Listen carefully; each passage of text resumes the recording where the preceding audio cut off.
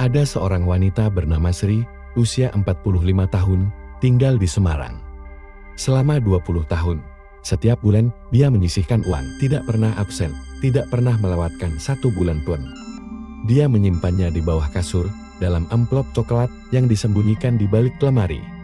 Di usia 45, dia membuka semua amplop itu, menghitung semuanya. Nominalnya terlihat besar, ratusan juta rupiah. Tapi ketika dia mencoba membeli tanah yang 20 tahun lalu seharga 50 juta rupiah, tanah itu sekarang 300 juta rupiah dan uangnya tidak cukup. Bukan karena dia tidak menabung, dia menabung dengan sangat disiplin. Tapi karena tidak ada yang pernah memberitahunya bahwa menabung saja tanpa strategi yang tepat bisa menjadi cara paling pelan untuk menjadi miskin. Mengapa ini bukan tentang disiplin? Kita hidup dalam budaya yang meromantisasi celengan. Sejak kecil kita diajarkan, sisihkan sebagian dari yang kamu punya, tabung, simpan untuk masa depan. Dan itu benar, menabung adalah fondasi yang penting. Tapi tidak ada yang mengajarkan langkah selanjutnya, tidak ada yang menjelaskan bahwa cara kamu menyimpan uang menentukan apakah uang itu bekerja untukmu atau justru perlahan dimakan oleh waktu.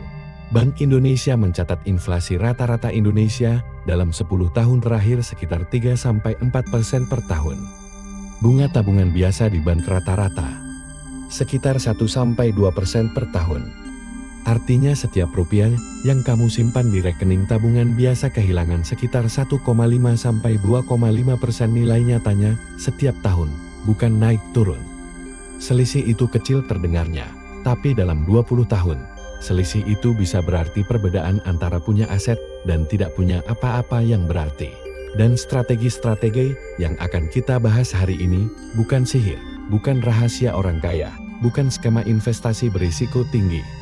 Ini adalah mekanisme yang sudah ada dan bisa diakses, tapi hampir tidak pernah diajarkan kepada orang biasa. Strategi pertama, rekening yang tidak kamu lihat. Strategi pertama terdengar sederhana, dan memang sederhana, tapi efeknya luar biasa. Buat rekening tabungan yang tidak bisa kamu akses dengan mudah. Bukan rekening dengan kartu ATM, bukan rekening yang terhubung ke aplikasi yang bisa kamu buka kapan saja. Rekening yang butuh usaha untuk diambil, yang kalau mau ambil, harus datang ke kantor cabang, atau yang memiliki jangka waktu penarikan. Ini terdengar seperti menyulitkan diri sendiri, dan memang begitu, itu intinya. Penelitian Behavioral Economics dari Duke University menemukan bahwa hambatan fisik, sekecil apapun, secara dramatis mengurangi kemungkinan seseorang melakukan sesuatu. Kalau untuk mengambil uang tabunganmu kamu harus naik kendaraan ke bank, antri, dan menjelaskan ke teller, probabilitas kamu benar-benar mengambilnya untuk hal yang tidak darurat turun drastis. Dibanding rekening dengan kartu ATM yang bisa dipakai jam 2 pagi di minimarket mana saja. Tabungan berjangka atau deposito adalah versi formal dari strategi ini. Uangmu dikunci untuk jangka waktu tertentu, 1, 3, 6, atau 12 bulan, dengan bunga yang lebih tinggi dari tabungan biasa. Bunga deposito di Bank Umum Indonesia saat ini berkisar antara 3-5% per tahun, masih di bawah inflasi kalau kamu tidak cermat memilih, tapi jauh lebih baik dari tabungan biasa. Dan ada bonus yang tidak terlihat di laporan keuangan. Kamu tidak bisa panik dan cairkan saat IHSG turun atau saat ada promo flash sale. Strategi kedua, menabung berbasis tujuan, bukan jumlah. Ini yang paling banyak orang tidak lakukan dan tidak tahu kenapa mereka tidak melakukannya. Kebanyakan orang menabung dengan cara yang kabur. Aku mau menabung lebih banyak bulan ini. Bukan untuk apa, bukan berapa yang dibutuhkan, bukan kapan dibutuhkan. Hanya lebih banyak. Dan ketika tidak ada tujuan yang konkret, tidak ada tekanan nyata untuk konsisten, karena cukup tidak pernah terdefinisi, tidak ada momen di mana kamu merasa berhasil, dan tidak ada momen di mana kamu merasa gagal. Psikologi tabungan berbasis tujuan bekerja sangat berbeda. Ketika kamu tahu bahwa kamu butuh 25 juta rupiah dalam 18 bulan untuk uang muka motor, tiba-tiba angka bulanannya jelas, sekitar 1.400.000 rupiah per bulan. Kamu tahu apakah kamu on track, kamu tahu kalau kamu ketinggalan. Clarity menciptakan komitmen, dan komitmen menciptakan konsistensi. Cara praktisnya, buat satu rekening terpisah untuk setiap tujuan tabungan, motor di satu rekening, dana darurat di rekening lain, biaya pendidikan anak di rekening yang berbeda lagi. Terdengar merepotkan, tapi ketika kamu buka aplikasi dan melihat dana motor Rp11.200.000 dari target Rp25 juta, itu adalah informasi yang mengubah perilaku, jauh lebih kuat dari angka tunggal yang tidak berarti apa-apa. Matematika di balik strategi kedua. Biar tidak abstrak, mari kita hitung perbandingannya. Orang pertama menabung tanpa tujuan, rata-rata Rp500.000 per bulan, kadang lebih, kadang tidak sama sekali, dalam setahun, mungkin Rp4 juta, mungkin kurang. Orang kedua menabung untuk tujuan spesifik, dana darurat 6 bulan pengeluaran, target Rp18 juta dalam 3 tahun, itu Rp500.000 per bulan yang konsisten, tidak pernah dilewatkan, karena tujuannya jelas. Dalam 3 tahun, orang pertama mungkin punya sekitar Rp10 sampai Rp12 juta yang tidak jelas akan digunakan untuk apa. Orang kedua punya dana darurat penuh, yang melindunginya dari spiral hutang, kalau ada krisis. Nominalnya mungkin mirip, tapi fungsinya dan dampak psikologisnya sangat berbeda. Dana darurat yang cukup berarti kamu tidak perlu membuka pinjol saat HP rusak, tidak perlu cairkan investasi saat pasar sedang turun, tidak perlu minta bantuan keluarga saat ada keperluan mendadak. Nilai dari tidak harus melakukan hal-hal itu tidak pernah muncul di kalkulator tabungan, tapi nilainya nyata. Strategi ketiga, menabung di instrumen yang melawan inflasi. Ini yang paling sering tidak diketahui orang biasa, dan ini yang paling penting. Ada instrumen tabungan yang secara desain dirancang untuk melawan inflasi, bukan investasi saham yang berisiko, bukan properti yang butuh modal besar, tapi instrumen yang bisa kamu mulai dengan Rp10.000. Namanya reksadana pasar uang. Reksadana pasar uang adalah instrumen yang menempatkan uangmu di surat berharga jangka pendek berkualitas tinggi, seperti sertifikat Bank Indonesia, obligasi pemerintah jangka pendek, dan deposito di bank-bank besar. Return rata-rata reksadana pasar uang di Indonesia sekitar 4-6% per tahun, lebih tinggi dari tabungan biasa, mendekati atau sedikit di atas inflasi. Risikonya sangat rendah, jauh lebih rendah dari saham, nilainya hampir tidak pernah turun, karena instrumen di dalamnya adalah surat utang jangka pendek yang sangat likuid. Bisa dicairkan kapan saja dalam 1-2 hari kerja, tidak ada biaya beli, tidak ada biaya jual di kebanyakan platform. Dan bisa dimulai dari Rp10.000 di platform seperti Bibit, Bereksa, atau melalui aplikasi bank digital. Ini bukan investasi berisiko tinggi, ini adalah tabungan yang lebih cerdas. Perbedaan antara menyimpan Rp10 juta di rekening tabungan biasa vs reksadana pasar uang selama 5 tahun. Dalam tabungan biasa dengan bunga 1,5%, kamu dapat sekitar Rp700.000 total bunga. Dalam reksadana pasar uang dengan return 5%, kamu dapat sekitar Rp2,75 juta. Selisih lebih dari Rp2 juta dari instrumen yang sama-sama aman dan sama-sama cair. Strategi keempat, automasi sebelum godaan. Kita sudah bicara tentang ini secara tersirat. Sekarang kita bicara secara eksplisit. Musuh terbesar tabungan bukan pengeluaran besar. Musuh terbesarnya adalah jendela waktu antara gaji masuk dan keputusan untuk menabung. Kalau gaji masuk ke rekeningmu pada tanggal 25 dan kamu berniat menabung nanti setelah semua keperluan terbayar, kemungkinan besar tanggal 24 bulan berikutnya tidak akan ada yang tersisa untuk ditabung. Ini bukan tentang lemahnya niatmu, ini tentang cara otak bekerja.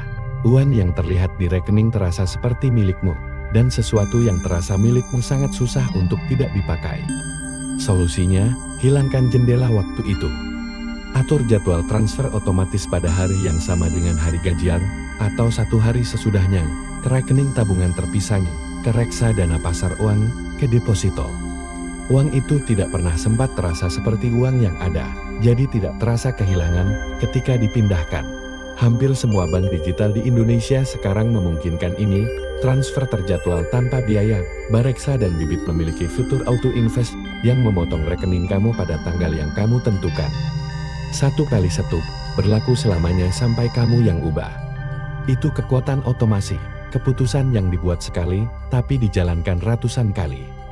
Strategi kelima, menabung dari uang yang tidak direncanakan.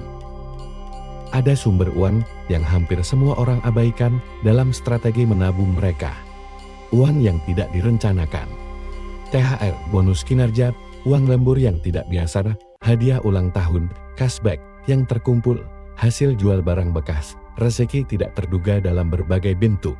Anggaran terasa seperti bonus dari langit dan kecenderungannya langsung habis untuk hal-hal yang selama ini ditunda. Beli gadget yang sudah lama diincar, liburan spontan, makan mewah untuk merayakan. Ada yang salah dari itu? Tidak selalu, tapi ada ironi di sini. Uang yang datang tanpa rencana adalah kesempatan terbaik untuk menabung tanpa terasa, karena kamu sudah hidup tanpa uang itu sebelumnya. Ada aturan sederhana yang efektif, 50-50. Separuh dari setiap uang tidak terduga langsung masuk ke tabungan atau investasi sebelum kamu sempat memikirkan akan dipakai untuk apa. Kamu tetap dapat separuh untuk dinikmati, tapi separuh lainnya bekerja untukmu. THR rata-rata 1 bulan gaji untuk seseorang dengan gaji UMR Jakarta sekitar 5 juta rupiah. Separuhnya adalah 2,5 juta rupiah. Kalau ini dilakukan konsisten setiap tahun selama 10 tahun dan diinvestasikan di instrumen dengan return 6%, nilainya mendekati 35 juta rupiah. Dari THR saja yang tadinya langsung habis. Yang tidak dibicarakan, biaya tersembunyi dari menabung salah. Ada konsekuensi dari tidak menabung dengan strategi yang tepat, yang lebih besar dari yang kelihatan. Bukan hanya uang yang tidak tumbuh optimal. Ketika kamu tidak punya dana darurat yang cukup, setiap krisis kecil jadi krisis besar. Ban motor bocor 200.000 rupiah bisa memaksa kamu pinjam ke teman. Tagihan dokter 1,5 juta rupiah bisa memaksa kamu buka pinjol. Kehilangan pekerjaan bisa memaksa kamu jual aset dengan harga murah karena butuh uang segera. Setiap kejadian seperti itu menguras tidak hanya uang, tapi energi, hubungan, dan kesempatan. Ada istilah dalam ekonomi perilaku, poverty trap, jebakan kemiskinan. Bukan hanya fenomena makroekonomi, ini terjadi di level individu. Orang yang tidak punya bantalan finansial terpaksa membuat keputusan jangka pendek yang mahal secara jangka panjang, hutang berbunga tinggi untuk kebutuhan kecil yang menumpuk. Tidak bisa menunggu kesempatan yang lebih baik, karena butuh uang sekarang. Menabung dengan strategi yang tepat bukan hanya tentang akumulasi ini, tentang menciptakan kemampuan untuk membuat keputusan yang lebih baik. Kebebasan untuk menolak pekerjaan buruk, karena punya cadangan 3 bulan. Kemampuan menunggu harga properti yang lebih baik, karena tidak terdesak. Ketenangan untuk tidak melihat setiap krisis kecil sebagai bencana. Itu yang tidak pernah muncul dalam iklan produk tabungan manapun. Kontras. Apa yang sering dilakukan versus apa yang bekerja. Mari kita jujur sebentar tentang apa yang kebanyakan orang lakukan dan kenapa tidak bekerja. Kebanyakan orang menabung dari sisa, kita sudah bicara tentang kenapa ini hampir selalu gagal. Kebanyakan orang menyimpan semua uang di satu rekening, tidak ada pemisahan, tidak ada konteks, angka besar terasa aman, tapi bisa habis tanpa tahu untuk apa. Kebanyakan orang tidak menghitung return nyata setelah inflasi. Mereka senang dengan bunga tabungan tanpa tahu bahwa bunga itu lebih kecil dari inflasi. Dan kebanyakan orang menunggu situasi ideal untuk mulai menabung. Gaji naik dulu, hutang lunas dulu, cicilan selesai dulu. Situasi ideal itu hampir tidak pernah datang. Karena semakin besar gaji, semakin besar gaya hidup, semakin lunas satu hutang, semakin mudah membuka hutang baru. Semakin selesai satu cicilan, semakin mudah memulai cicilan berikutnya. Menunggu situasi sempurna untuk menabung adalah menunggu yang tidak ada batas waktunya. Memulai dengan apa yang ada.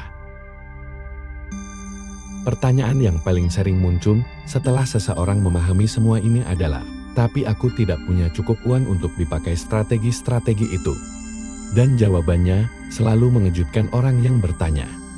Jumlah tidak sepenting urutan dan sistem. Seseorang yang menabung Rp50.000 per bulan secara konsisten selama 5 tahun, dengan sistem yang tepat, di instrumen yang tepat, membangun kebiasaan dan pondasi yang jauh lebih kuat dari seseorang yang menabung Rp2 juta sekali, tapi tidak pernah lagi. Reksadana pasar uang bisa dimulai dari Rp10.000, tabungan berjangka bisa dimulai dari Rp100.000 per bulan di beberapa bank, automasi transfer bisa diatur untuk jumlah berapapun. Hambatannya bukan jumlah, hambatannya adalah keyakinan bahwa jumlahnya terlalu kecil untuk berarti. Dan keyakinan itu lebih mahal dari semua pengeluaran kecil yang pernah kamu sesalkan. Gambaran yang lebih besar. Ada sesuatu yang lebih besar yang perlu dibicarakan. Mengapa strategi-strategi ini jarang diketahui orang biasa? Bukan karena informasinya rahasia, semua ini bisa ditemukan kalau kamu cukup penasaran dan cukup beruntung menemukan sumber yang tepat. Tapi sistem pendidikan kita tidak mengajarkan ini. Tidak ada pelajaran reksadana di SMP, tidak ada simulasi tabungan tujuan di SMN, tidak ada kelas tentang inflasi dan daya beli di universitas kecuali kamu ambil jurusan ekonomi. Dan sementara ketidaktahuan itu berlangsung, ada industri yang sangat menguntungkan yang berjalan di atasnya.